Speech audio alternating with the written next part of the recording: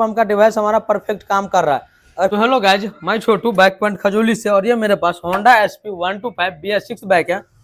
और बाइक के अंदर हो क्या रहा है कि स्पार्क प्लग में करंट आ रहा है लेकिन फ्यूल पंप वर्क नहीं कर रहा है। उस टाइम होता क्या है कि बाइक का ये इश्यू है, ये शॉर्ट सर्किट हो जाता है। और SP125 जो फर्स्ट मॉडल है, एक बाइक में देखिए यहाँ पे इश्यू रिप्लेस किया है। इश्यू के अंदर आधे भाग में इश्यू काम करता है, आधे में RR यूनिट का सेटिंग। यहाँ पे देख रहे इतना दूर जो है ये, यहीं से ACG स्टार्टर सिस्टम वर्क करता है, चार्जिंग का सिस्टम वर्क करता है, RR यूनिट इसी के अंदर इनबिल्ड है एंड ECU इनबिल्ड है।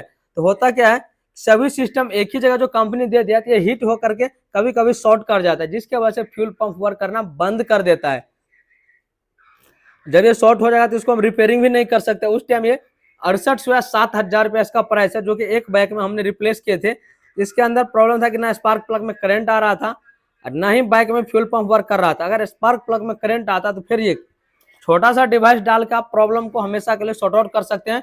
इश्यू परफेक्ट वर्क करेगा, बाइक में स्टार्टिंग मिसिंग झटका उटका माइलेज वाइलेज का कोई भी प्रॉब्लम नहीं आएगा। तो काफी भाई लोग मुझे कमेंट किए थे कि भैया बाइक का इश्यू खराब हो गया तो बाईपास डिवाइस। और ये मेरे पास काफी स्टॉक में बाईपास डिवाइस है और इसका प्राइस भी ज्यादा नहीं है। इश्यू आप लेने जाइएगा तो 6,000 से 7,000 रुपये इश्यू का प्राइस है। और एक मैकेनिक भाई ने मुझे कमेंट किया था कि भैया एक बाइक में अभी तक ये जो देख रहे हैं इश्यू इलेक्ट्रिक कंट्रोल यूनिट, इसको हम 5 पीस अभी तक रिप्लेस कर दिया है और काफी रिप्लेस किए, लेकिन बार बार जल रहा है। तो अगर इश्यू बार बार खराब हो रहा है तो उस टाइम आपको ACG स्टार्टर किट यानी आर्मेचर किट को भी यहाँ से टेस्टिंग करना है, जो कि ACG और आर्मेचर सभी एक साथ यहाँ पे मैग्नेट्स के पास सेट है। उस सब पार्ट को चेकअप करना। अगर ओवर करंट देगा तो भी इश्यू आपका शॉर्ट होगा, जिससे बार बार मोटा रकम लगेगा। फिलहाल इस बाइक में करंट भी आ रहा है, फ्यूल पंप भी वर्क कर रहा है। अगर आप लोगों के साथ ऐसा प्रॉब्लम आ रहा है कि बाइक में स्पार्क प्लग के पास करंट आ रहा है लेकिन फ्यूल पंप वर्क नहीं कर रहा है, तो उस टाइम आप एक छोटा सा डिवाइस डाल के प्रॉब्लम को सॉर्ट आउट कर सकते हैं और 6,000-7,000 रुपया बचा सकते हैं। तो आप लोग चैनल पर नए हैं तो चैनल को सब्सक्राइब कर लीजिए ताकि आने वाले लेटेस्ट वीडियो का नोटिफिकेशन आप तक पहुंचे। देखिए करंट बाइक में परफेक्ट आ रहा है, करंट परफेक्ट आ रहा है, लेकिन बाइक स्टार्ट नहीं हो रहा है। आपको पता है स्टार्ट क्यों नहीं हो रहा है? क्योंकि यहाँ पे स्पार्क प्लग में करंट आ रहा है, बाइक स्टार्ट नहीं रहा है। स्टार्ट नहीं लेने का रीजन है यहाँ पे जो लगा है फ्यूल पंप। इस सभी सॉकेट में 2.5 वोल्ट का करंट आना चाहिए, बट यहाँ पे करंट नहीं आ रहा है। ये फ्यूल पंप वर्क ही नहीं कर रहा है।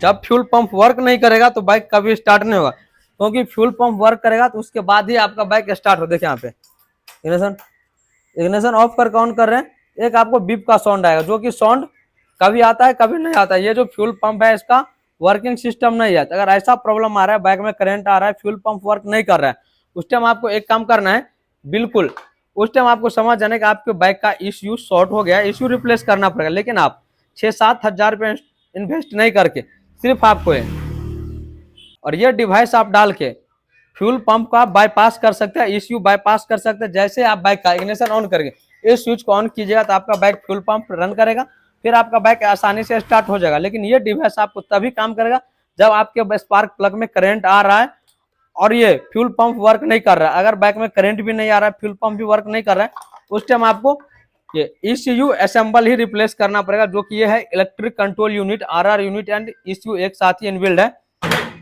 अभी देखिए हमारे यहाँ से जो भी पार्ट जाता है ना वो टेस्टिंग होकर जाता है। देख रहे हैं यहाँ पे काफी बल्क में अभी ये पड़ा हुआ है fuel pump bypass tools. Petrol भर दिए, अब जैसे ही वायर को यहाँ पे टच करेंगे यहाँ से फ्यूल आना स्टार्ट हो जाएगा।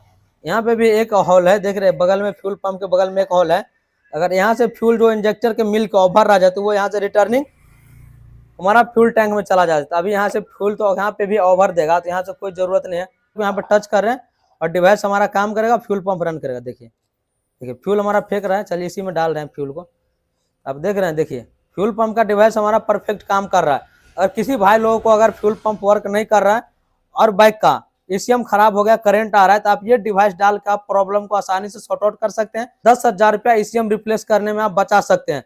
किसी भाई को अगर ये डिवाइस चाहिए तो हमारे वीडियो का डिस्क्रिप्शन में कॉन्टैक्ट नंबर है, इस पर आप कॉन्टैक्ट कीजिए। बट ये डिवाइस आपको कैश ऑन डिलीवरी नहीं मिलेगा, इसके लिए फुल पेमेंट करना पड़ेगा। हमारा टीम आपको रिप्लाई देगा, एड्रेस लिख के डालिए, डिवाइस आपको आसानी से मिल जाएगा।